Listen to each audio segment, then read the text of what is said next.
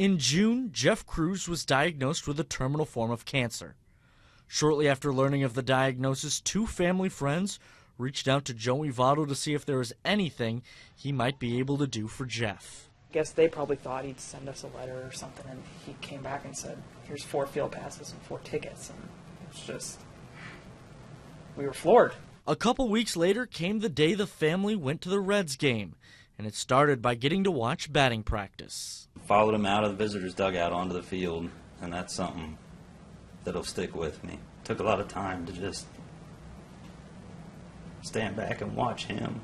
It wasn't long after that Votto came up and talked to the family. We all stood around and tried to think of something significant to say, and it was just, you were starstruck. All except for Jeff, who also received another gift from the Reds' all-star first baseman. I just knew he wouldn't be intimidated by him, and he would appreciate any time that Joey cleared up for him, and then when Joey was so great. Watching him hold the autographed Votto bat like a little baby, his jaw dropping and then him lifting his jaw back up, that was really funny.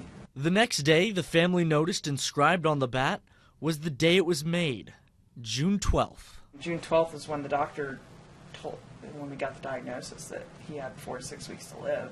And that was the day the bat was made in Louisville. And it was just, we didn't need another sign that God was involved, but in case we did, there was the 1 millionth sign that God just was in control. Then it was time for the game.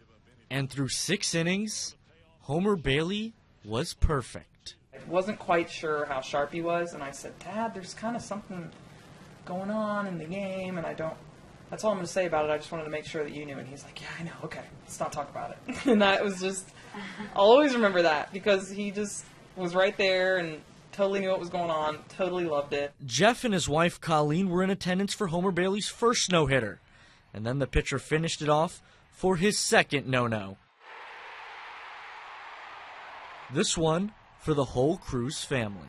The biggest celebration I could ever imagine in my whole life. Everybody was cheering, and it was overwhelming, and it was just, it was amazing. It was awesome. But this was a trip that almost didn't happen. If we'd gone the day before, there was a rain out, and the day after, his health was failing just that fast, it wouldn't have worked.